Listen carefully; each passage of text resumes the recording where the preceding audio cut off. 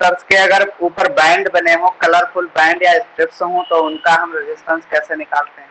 ठीक है, आज हम सीखेंगे कि अगर बैंड ना दिए हो, कुछ अलग टाइप की चीजें दे रखी हो, तो हम कैसे निकालेंगे। ठीक है, तो सबसे पहले हेडिंग डालेंगे the second system. In second system how we can calculate the resistance value. ठीक है, तो देखते हैं कैसे। सेकेंड सिस्टम, आज थोड़ी तबीयत हमारी भी ठीक नहीं है, तो ज्यादा चिल्ला नहीं पाऊंगा।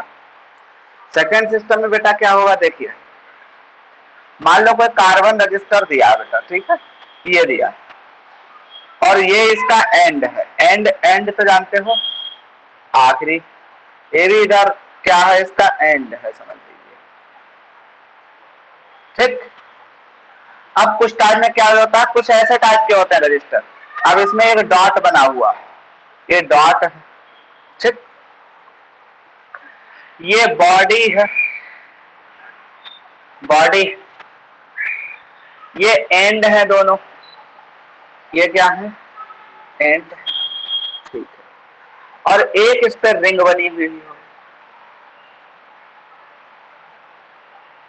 ये रिंग बनी हुई होगी इसके ऊपर। ठीक, अब यार अगर ऐसा रेजिस्टेंस दे रखा है, वो तो पढ़ लिया तुमने, कहा कि कलर की स्ट्रिप्स दे रखी हैं, तो कैसे निकालेंगे सीख गए। अगर कहीं ऐसे दिया हो तो क्या करेंगे, तो रूल क्या है, सबसे पहले रूल देखिए। रूल,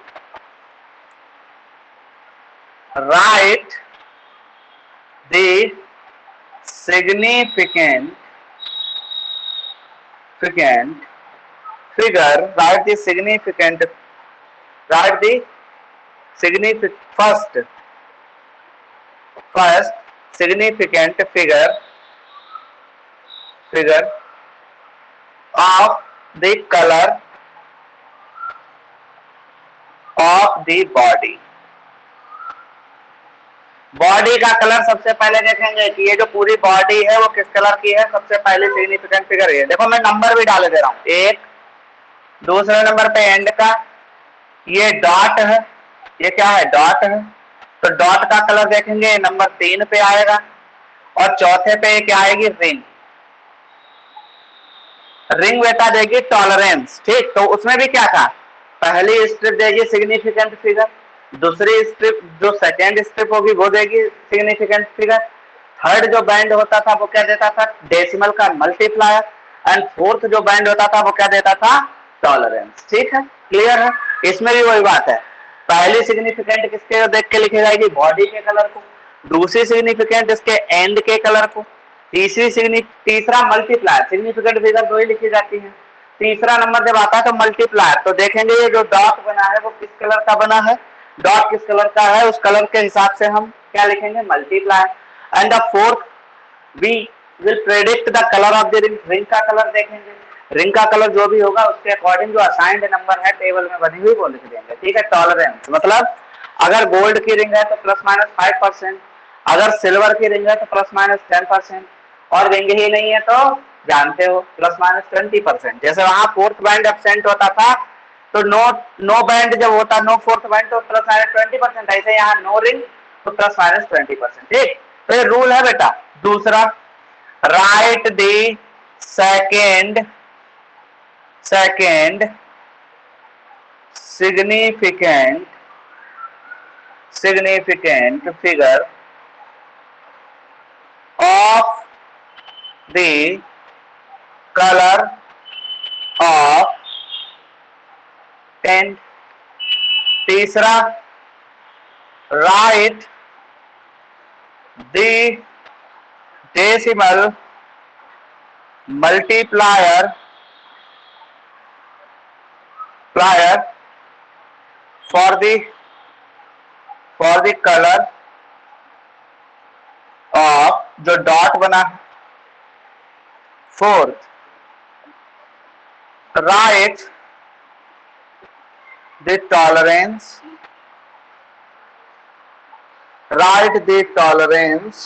ठीक, टॉलरेंस according to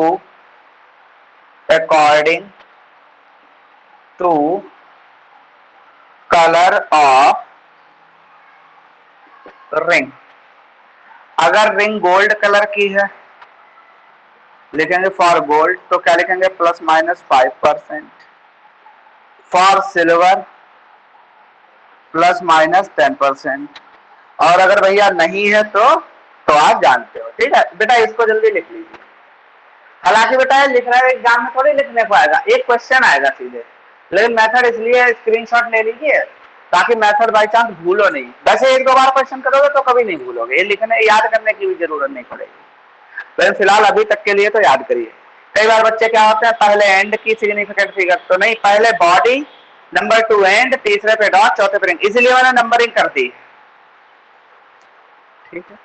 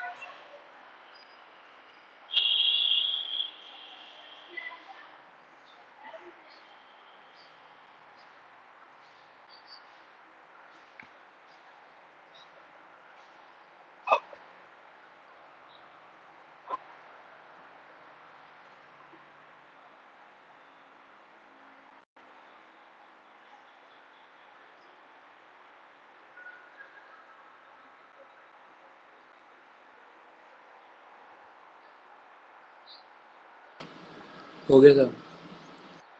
हो गया, समझ में आ गया भाई? आगे सर। अस्मित, अस्मित, अस्मित को आवाज नहीं जा रही क्या आजकल? बोल तो रहा हूँ भैया। अच्छा अच्छा,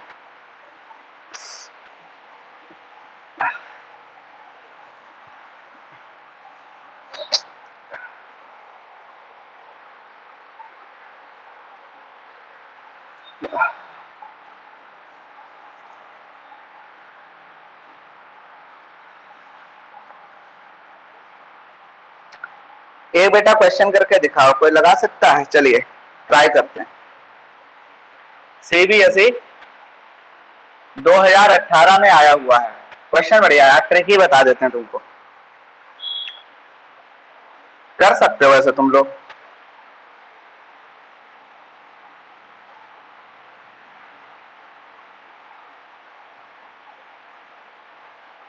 बेटा ये दो सेल हैं, एक है 10 वोल्ट का, एक है 200 वोल्ट का, एंड रेजिस्टेंस है बेटा 38 ओम का।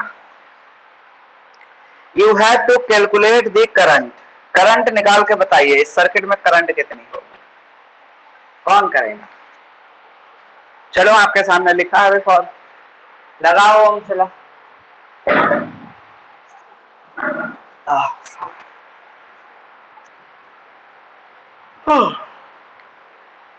कर ले। अस्मिता, आज एनर्जी हमारी बॉडी में भी कम है थोड़ी।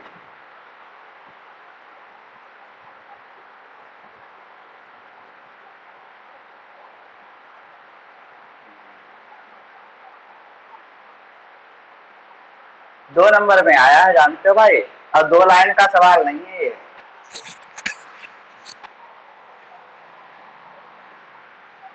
कर लोगे बेटा, दिमाग लगाओ, सिंपल है।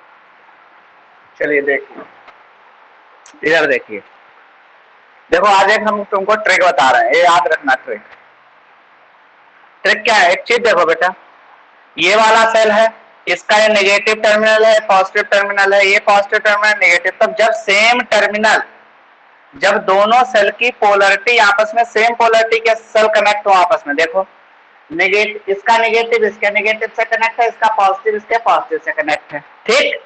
या इनको एक और बात बोल सकते हैं, कह सकते हैं when both cells are in opposite. Opposite क्यों बोलेंगे, लाइक चार्जेस हैं, लाइक चार्जेस है तो क्या होता है, रिपेल होते हैं। तो फिलहाल तुम ऐसे मत याद रखो, तुम सीधी सीधी बात याद रखो, जब सेम पोलरिटी आपस में कनेक्ट हो।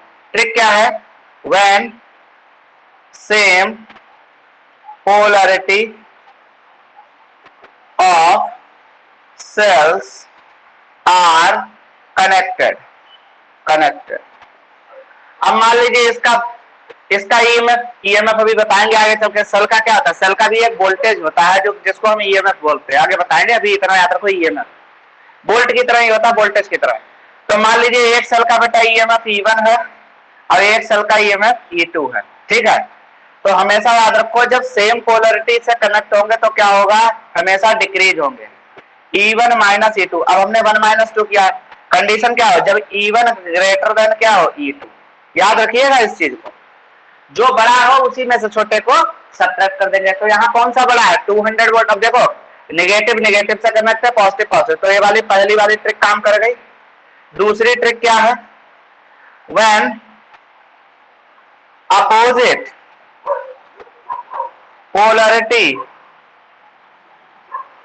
polarity of cells are connected,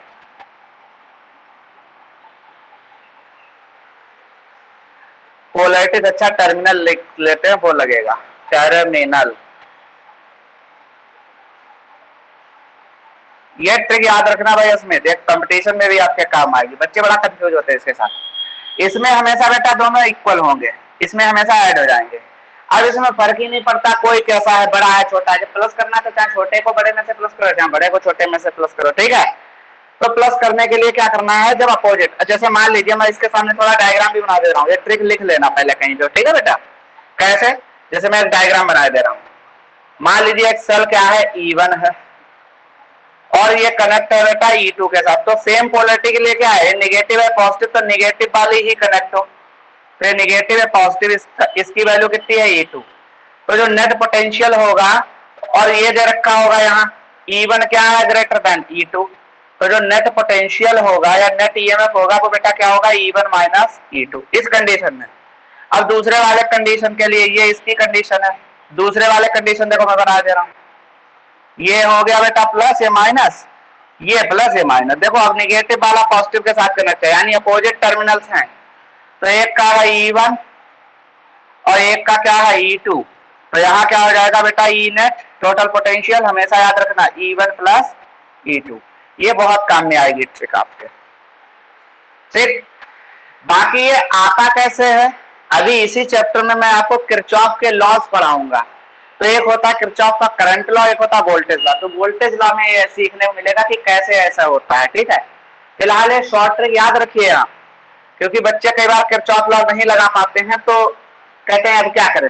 ठीक, ये ट्रिक तो ये लिख लेना अलग से बेटा, ठीक है, इसमें सोल्यूशन में मत लिखना, या लिख भी लेना कोई दिक्कत नहीं, कौन सा कॉपी में लिखने जा रहे हो तुम लोग, बोर्ड की आपके सामने लिखी है, याद रखेगी, ट्रिक है ये। ठीक, अब याद रखिए बेटा, अब हम क्वेश्चन पे आते हैं। देखो क्वेश्चन का सोल्यूशन देखो, सोल्यूशन देखो क्वेश्चन का।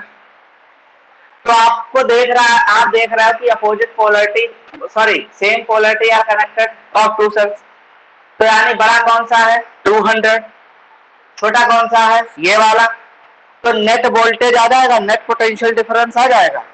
ओम्स लॉ क्या कहता है, I equal to B by R, R आपको दिया है, बी निकाल लो, बी कौन सा, बी नेट। ठीक है, तो निकालेंगे, हेंस बी नेट कितना आएगा 200 माइनस 10 इक्वल टू 190 वोल्ट। अब लिखेंगे फ्रॉम सिंस, और क्या दे रखा है 38 ओम दे रखा है, लिखेंगे hence from Ohm's law. Ohm's law क्या होता है भाई अस्मित, आई इक्वल टू क्या था वी बाई आर, यहाँ वी नेट है हमारा, क्या दिक्कत है, तो वी नेट लिख लेंगे। बी कितना है बेटा 190, आर कितना बोलो इतना 10 जा बेटा, और 19 से कम 19, 0 19 दो ना 2 5 जा। लो भाई साहब, करंट हमारी आ गई बेटा 5 एम्पियर, आया बेटा समझ में। अब चाहो आज इस चीज को मेंशन कर लो, करंट हम निकाल के तुमको दिखाएंगे केवीएल से, तब कहना कि सर वही वाला क्वेश्चन हमें उस मेथड से करके दिखाओ, आप लोगों को मैं करके दिखाऊंगा ये वाला। ठीक है, अभी मेरा अभी भैया चलिए आंसर बस इतना। 5.258 आया था। कितना आया था, 5.25। तो गड़बड़ आया था कैसे, ये तो गड़बड़, एक्यूरेट 5 एम्पियर आना चाहिए बेटा, 5.2 तो गड़बड़ है। चलिए आपने क्या ट्रिक समझ में आ गई बेटा, आ गया। हाँ ये याद रखना। अच्छा एक बात और, हो सकता है बेटा निगेटिव निगेटिव ना हो तो ऐसे भी हो सकते हैं, देखो ऐसे, ये पॉजिटिव और ये पॉजिटिव, ये भी तो सेम पोलरिटी के हैं, तो भी बात वही है। ठीक है, बात एक ही है, तुम पोलरिटी को याद रखना। चलिए बेटा नोट कर लीजिए, फिर आगे कराते हैं।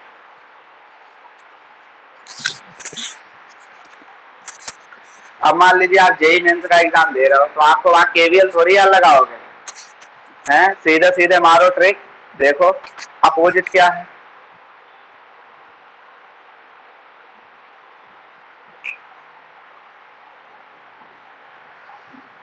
नोट कर लो बेटा, कराते हैं।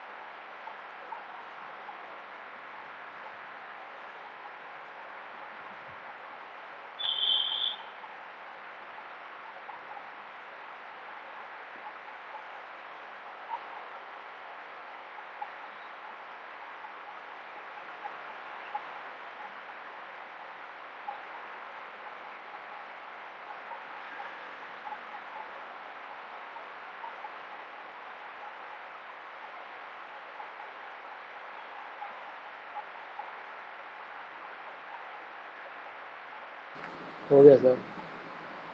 चलिए वेरी गुड।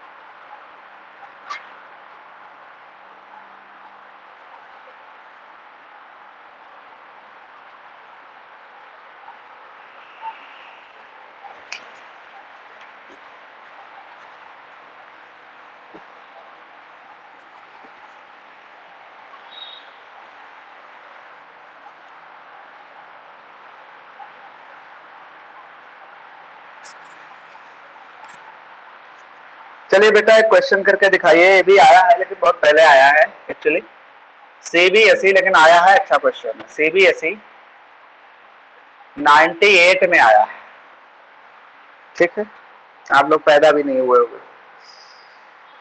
तो अ वायर ऑफ, मैं क्वेश्चन लिखता हूं, आप लोग ट्राई करिए बेटा इसको। अ वायर, साथ साथ लिखते जाइए। अ वायर ऑफ, कर लोगे वैसे, 10 ओम resistance, 10 ohm resistance is stretched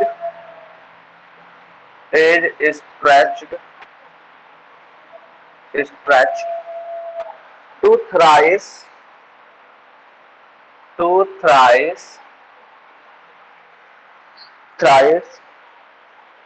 its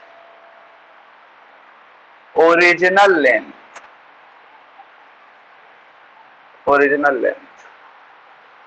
What will be its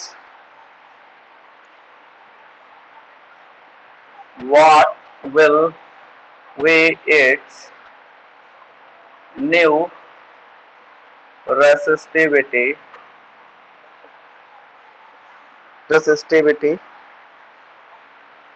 and new resistance? चलो बेटा सोल्यूशन करके दिखाओ, आप लोग कर लोगे। वही फॉर्मूला लगेगा बेटा, specific resistance R equal to rho L by A वाला, ठीक है, उसी से कर लो। उस दिन मैंने कराया था वैसे ही होगा। चलो एक पार्ट और बढ़ा देते हैं।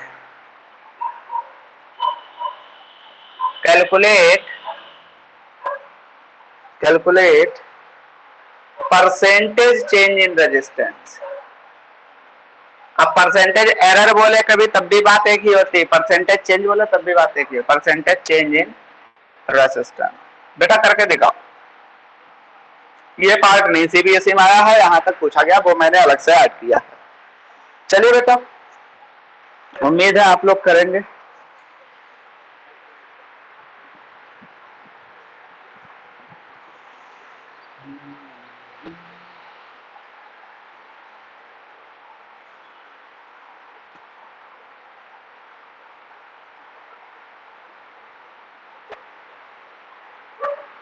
भैया देखो इसकी रेजिस्टिविटी तो चेंज होगी नहीं।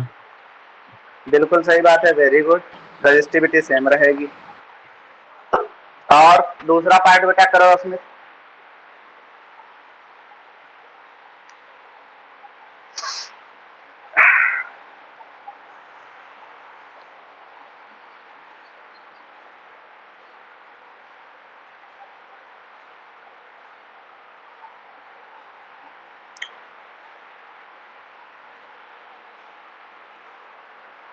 रजिस्टिविटी तो सेम रहेगी। पहला आंसर हो गया, पहले में क्या हो गया, रो रिमेन्स अनचेंज्ड, रेजिस्टेंस निकालो नहीं। चलो, क्योंकि रजिस्टिविटी जो होती है वो मटेरियल की प्रॉपर्टी होती है, मटेरियल पे डिपेंड है। करो बेटा।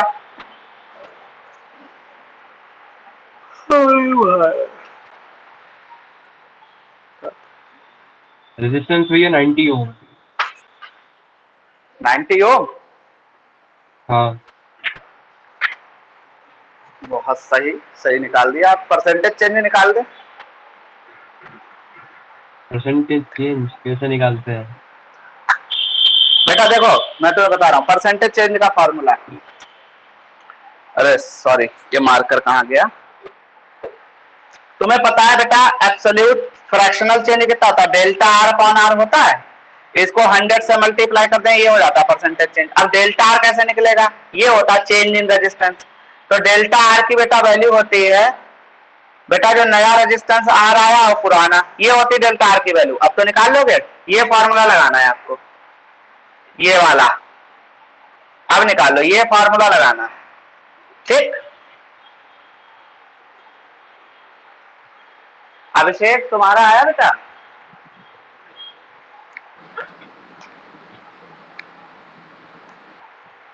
अभिषेक बेटा आवाज नहीं आ रही आपकी।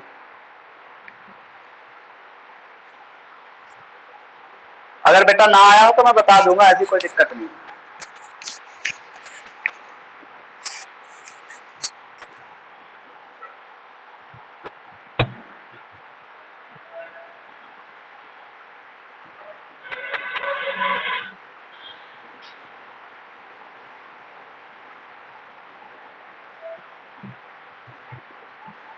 अस्मित कितना आंसर आया बता बेटा?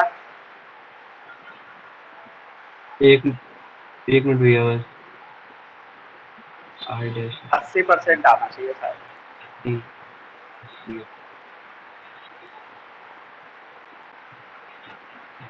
दादा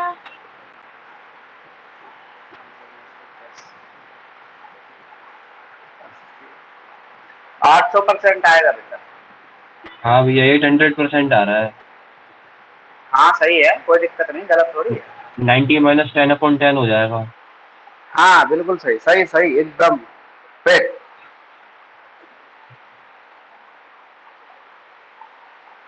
अभिषेक तुम्हें बेटा समझ में आया? अगर समझ में कर लिया हो तो मैं हटाऊं, नहीं तो बताऊं, जल्दी बताओ बेटा। आगे से समझ में। आ गया? चलो तो ठीक है फिर। अब ये क्वेश्चन अच्छा था, देखो कभी भी क्या होता है, उस दिन मैंने जो क्वेश्चन कराया था मैंने क्या कहा था, वायर की लेंथ उन्होंने बेटा डबल की थी, एरिया हाफ किया था। अगर मैं बेटा उस दिन कहता कि एरिया हाफ नहीं भी है तो भी आप याद रखो कि बेटा जो रेजिस्टेंस है वो लेंथ पे डायरेक्टली प्रोपोर्शनल होता है, एरिया के इनवर्सली होता है। तो जितने टाइम बेटा लेंथ बढ़ाओगे एरिया उतने टाइम डिक्रीज हो जाएगा, ठीक है। जितने फैक्टर जो है लेंथ को आप इंक्रीज कर रहे हैं उतना ही फैक्टर वो एरिया क्या हो जाएगा था। तो यहाँ तुमने लेंथ को थ्राइस किया था तो एरिया कितना हो जाता, उतने ही फैक्टर कम हो जाएगा। तो कभी कहे या ना कहे ये बात अपने आप समझ लेना, ठीक है, बस यही लगना था इसमें। चलिए आप लोगों ने काफी चीजें समझ में आ गई तो कर लिया, अच्छी बात है, मुझे भी अच्छा लग रहा है, चीजें समझ में आ गई। अच्छा बेटा एक और करके दिखाओ फिर आगे बढ़ते हैं। अब जानते हैं ये जो क्वेश्चन कराने जा रहे हैं ये सारे न्यूमेरिकल पे लग जाएगा, एक शॉर्टकट फार्मूला ही आ रहा है आपके सामने, देखो। The resistance of a wire, the resistance of, ऐसे न्यूमेरिकल करते रहो, फिजिक्स में आप ऑटोमेटिक अच्छी हो जाएगी, टेंशन लो, बाकी हम हैं। The resistance of a wire is R ohm. बस आप लोग मेहनत करने के लिए तैयार रहो हमारे साथ, हम आपके साथ हैं। R ohm, what will be its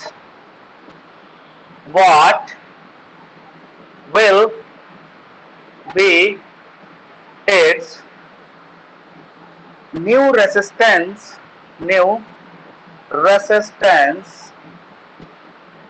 if it is stretched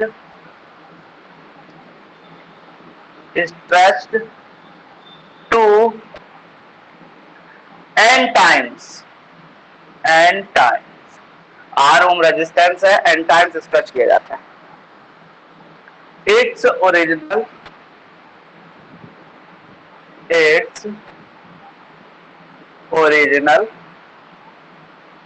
length, ठीक। ये तो हो गया पहला पार्ट। सेकेंड पार्ट हम और जोड़े दे रहे हैं, calculate percentage change in resistance. चलो बेटा निकाल के दिखाओ। अब जानते हो ये सबके लिए एप्लीकेबल हो जाएगा, चलिए बेटा करके दिखाइए। ऐसे ही होगा जैसे आपने पहला वाला किया।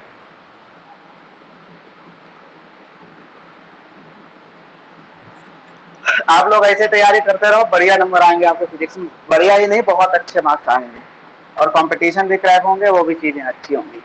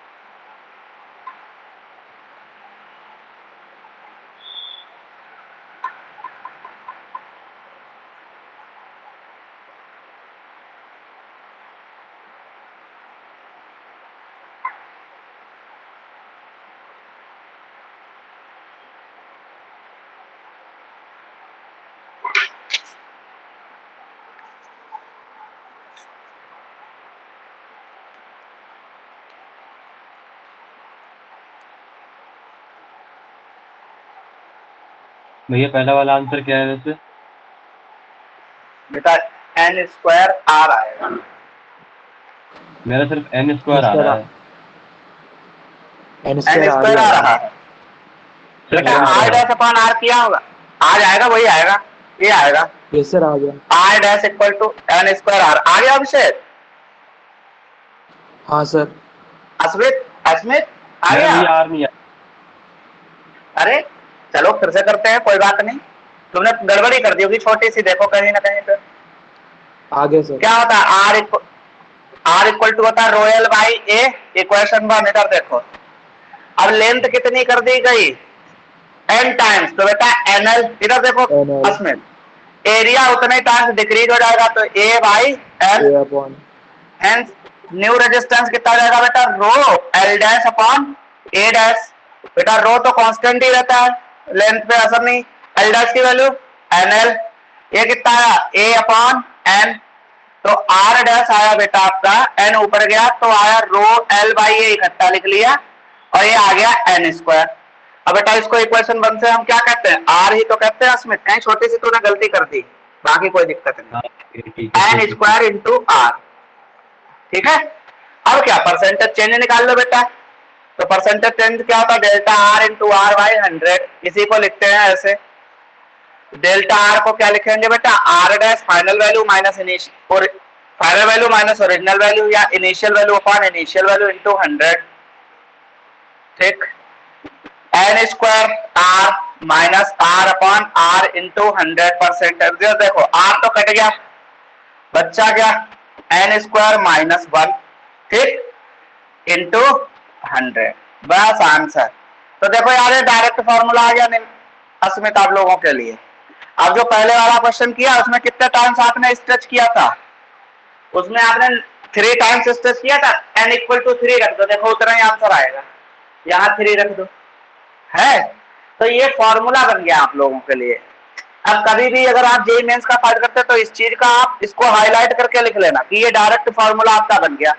पूरा मेथड आपको याद रखने की कोई जरूरत नहीं है, सिर्फ इतना याद रखो कंपटीशन के लिए, बस हो गया काम। यही करते हैं बच्चे, कर तो सारे क्वेश्चन लेंगे बच्चों को, अगर 6 घंटे पेपर मिल जाए जेईई का, इतना टफ थोड़ी जाता है मेंस का। अगर 75 क्वेश्चन करने होते हैं 90 में से, तो बच्चे अगर 4-5-6 घंटे मिल जाए तो बच्चे 75 के 90 के 90 भी कर डालेंगे।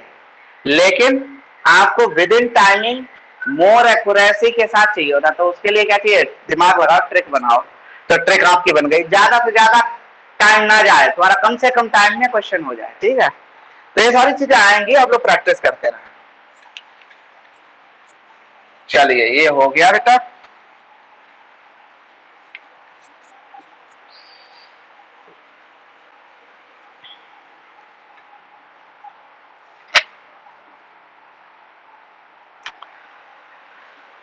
हो भगवान, अब बेटा एक काम करते हैं, आज थोड़ा हमारा सर में दर्द हो रहा है, अच्छा फील नहीं हो रहा मुझे, कल कराते हैं, ठीक है? आज के लिए इतना रख लो, बाकी पढ़ाई कर लो, थोड़ा अच्छा फील नहीं कर रहे हैं, ठीक है? कल कराते हैं, ओके अभिषेक? Okay sir. हाँ कल कराते हैं बेटा, कल कराएंगे आपको ड्रिफ्ट वेलोसिटी और बाकी 2 डेरिवेशन कराएंगे आपको कल, ठीक? ठीक है सर। चलिए बेटा, ठीक है, बाय बेटा।